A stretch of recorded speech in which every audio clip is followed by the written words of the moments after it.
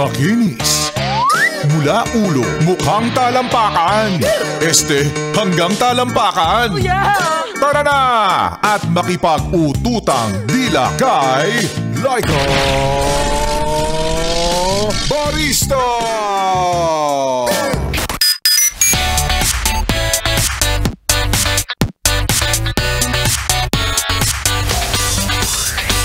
Yes, friend, yan ngang muli ang kanta na para sa'yo na wala ka pa bang plano? Wala pa rin bang abiso? Hindi ko pa rin nakikita ang reply mo. Kailan ka ba? Kailan ka ba magbabayad ng utang mo? Sabi nga kanina sa kanta ni Zach Tabudlo, wala na ba talaga? Paano yung... Ano na bang gagawin ko? Ganon.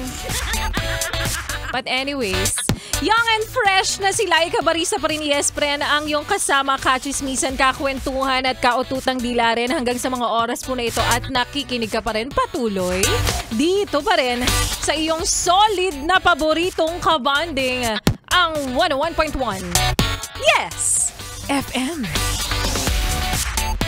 At para sa yes, pre, na nagbe-message ngayon, wag na. Huwag na yan, no? Hindi. Sige, pahapyawan natin ng quick lang yan, yung mga messages nyo, yung mga pabati nyo, yung mga pa-shoutout nyo, at mamaya babalikan ko yan sa aking inbox. At sa mga magpapabati dyan, ayan, nakikita ko na nga, oh, may nagpapabati ng happy birthday. At isa-isayin natin yan mamaya. But for now, balikan muna natin, yes, friend, ang kwento ng ating Laika Barista Moments kanina na pinamagatang Real Talk. Real talk lang naman talaga kasi tayo, pero alam mo, hindi talaga lahat ng sinasabi mo umuubra sa tao. Na kapag kasi ikaw yung tipo ng taong may kaya, meron ka naman talagang pera, maraming mabait sa'yo. Totoo yan! Pero kapag ikaw wala ka namang silbi, basura ka, tanga ka, well, doon mo malalaman. Doon mo malalaman kung sino ba. Kung sino lang ba talaga yung mga taong merong, alam mo na, may care sa'yo at talagang totoong merong gustong pangalagaang friendship. 'Di ba? Ramdam mo yun eh kapag yung tao kinakausap ka, pinapakisamahan ka lang dahil may mapapala sila. Kaya ako never ko talagang naramdaman yan kasi wala naman talaga kayong mapapala sa akin. Yung ganda, well, given, it's in the genes. Kapal lang mukha. Pero pagdating sa pera, oo, kaya naman, may barya. Marami tayo niyan. Sa bulsa, tsaka sa hita. Pero totoo, no? Yun talaga yung real talk eh.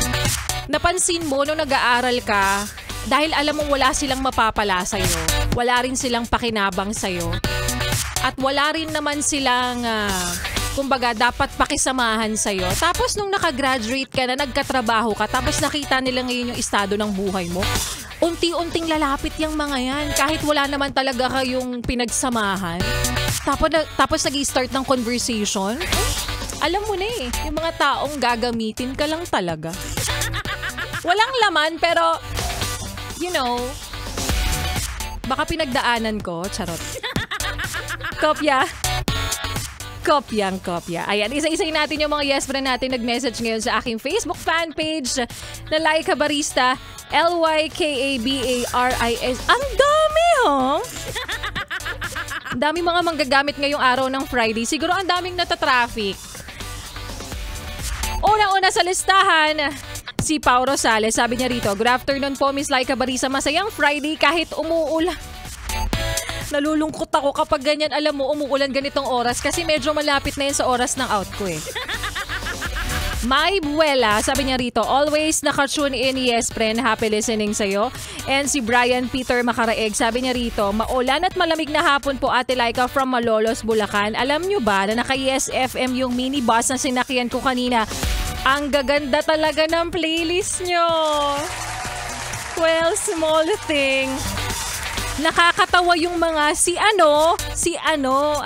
paninig jokes nyo pa more. Sabi niya rito, nakaka-relate ka siguro. Ilan pa sa mga yes friend natin? Si Moises Baroa. Shout out, happy 27th birthday, Justin Torres. De Diyos, we miss you. Happy 20... Paulit-ulit? Earl Matthew, sabi niya rito, pwede mag-request ng kanta. Uy, ipe-play ko yan ngayong weekend. Makinig ka. Mga 3:58. Wow. Sakto. 3:58 ng hapon. Renante Amber, happy listening din. Grabe ang traffic dito sa Green Hills. Hindi ba ako makaka-receive ng mga messages na kahit papano positibo naman? Grabe, nag-e-enjoy ako sa traffic. Yung ganun. O kaya, grabe umuulan ngayon, pero okay lang kasi kasama ko naman siya.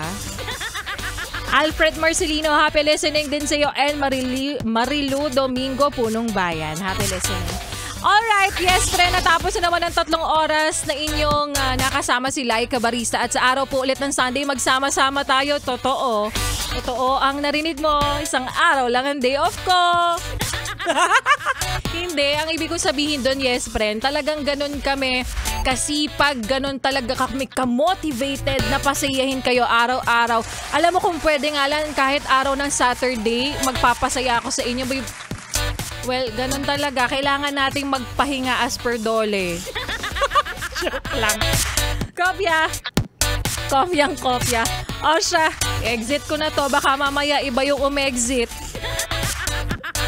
Ituloy pa natin, yes, friend, ang mga kantahan natin ngayong hapon na paggabi na rin. Kasama rin ang mga kantahan pa natin at kasama ang susunod na DJ Ganda Wanda 6 to 9 p.m. Kaya naman here's Buko by Jyrelyn dito sa iyong solid na paboritong kabanding ang 101.1 Yes FM.